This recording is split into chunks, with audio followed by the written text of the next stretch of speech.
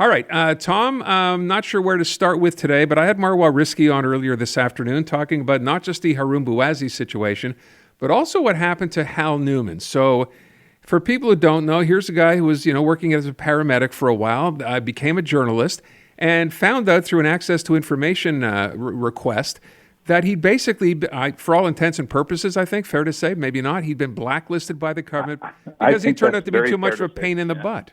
Yeah. Yes. What do you make of this? It's an amazing revelation. And, good on Marwa Risky. It's not as if she doesn't already have enough on her plate. She's an extraordinary critic in the House, and she does all her files so well, but she's taken this up. But this one is absolutely mind-boggling. And so just to give you a bit of background, the person who's blowing the whistle on this is Thomas Gerbet, who is the investigative reporter over at Radio Can, and he does a lot of muckraking. And this is an absolutely unbelievable story. So you set it up exactly right, Aaron. This guy is a former paramedic, but he's also, a member in good standing of the Fédération Professionnelle des Journalistes du Québec, the Quebec Professional Journalists Association, because he's got a degree in journalism as well.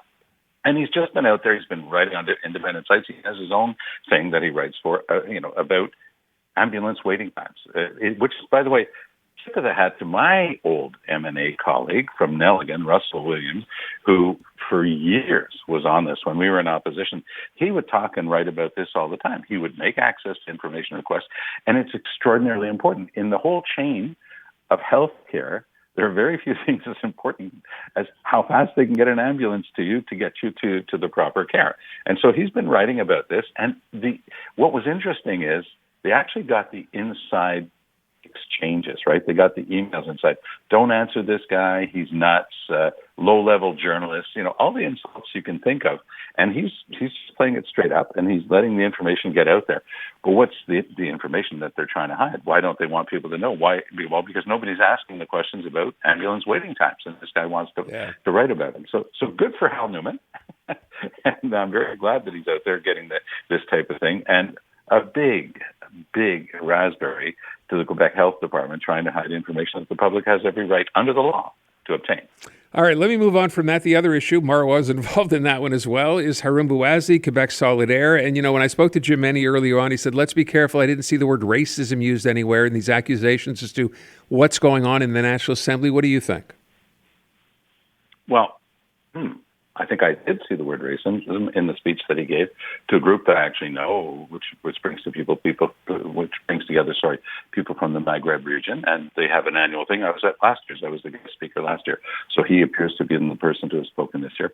And what he was saying was he meets racism every day in the National Assembly. That's what I remember reading, Aaron. But I could go back. Well, let me read you the quote. It says at a recent gala recently, he said, "Cultures of those who are North African, Muslim, Black, or Indigenous are defined as dangerous or inferior," and he observes that every day in the National Assembly. Yeah, I'm pretty sure that I saw the word racism. Maybe there were more extensive remarks because he was a main speaker there. So let's just make that a push because it doesn't change the substance of the discussion.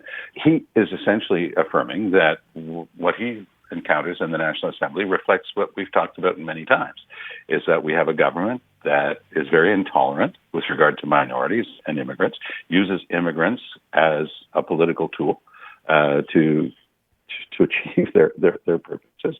They've been doing that shamelessly. Bill 21 overtly discriminates against religious minorities. There is a chapter in Bill 21 that can only apply to Muslim women. That rests my case. I mean, this is about discrimination against minorities. And Bill 96, as we've seen time and again, overtly discriminates against the English-speaking communities. The rights that have existed before to get services. They tried that again over the summer with a directive. They were forced to walk that one back. But this is what they've been doing. When they go after McGill and Concordia, it's not an accident. When you have senior ministers saying, I'm hearing too much English in the street, that is something that is completely beyond the pale, and it reflects exactly what Haroon Bouazi is saying here.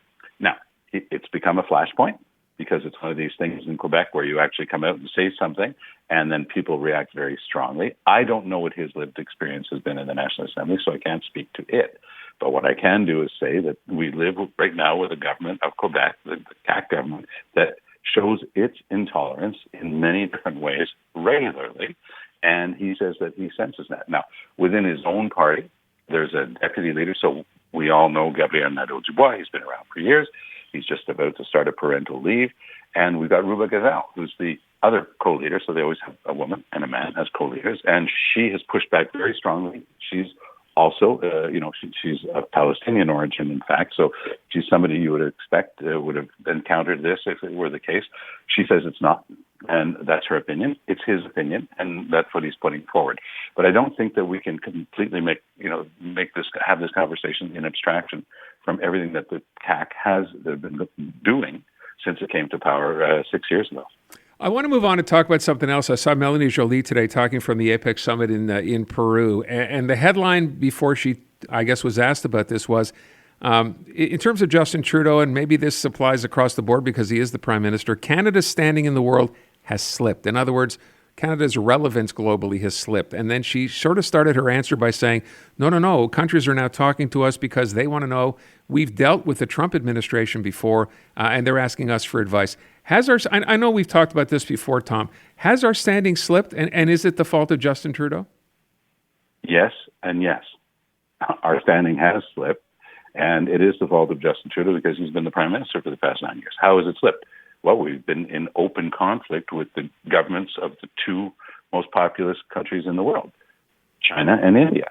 It's a simple fact. We're having huge fights with them. The fights with the Chinese government go to the whole question of foreign interference. We're not wrong to stand up for our principles, but the way Trudeau did it at another summit that was held in Bali, Indonesia, he boasted through his staff that he had been, giving what for to the Chinese president. Right. Guess what? You don't do that. And Xi went up to him the next day and said, we can talk about lots of things, but you don't go and do what you just did yesterday. And that was a very gentlemanly way of just saying, hey, put a sock in it. And it's the same thing. We were not wrong to challenge the Indian governments, and there does appear to be, because their behavior has been similar in the United States, enough indication that the Indian government has been involved in the assassination of a Canadian on Canadian soil. So we weren't wrong, but it's how we did it. Mr. Trudeau did it at the opening of a parliamentary session to get heat off his back. He thought he would take all the oxygen out of the room by making this the number one issue of the day, because there were going to be lots of questions about why are you so far behind the Conservatives. So when you use these things as political weapons, and instead of using the tools of diplomacy to get along and to get your positions understood in the world, then yes, you wind up having your credibility slip on the world stage. With regard to Melanie Joly's facile affirmation that everybody begging for her and Justin Trudeau's advice on how to deal with Trump, I'm a little bit skeptical when I hear that. I can't see anything in our track record that differs so much from the others. And by the way, all the other countries in the world had to deal with Trump during his first 4 years. So I don't see what's so special about that. It seems entirely self-serving and, snapping your suspenders and just saying, oh, it's because we're so amazing. Everybody wants advice from us. I'm not a believer when I hear that from Melanie Joly. All right. And that's where we will leave it. Tom, thank you so much. Have a great weekend.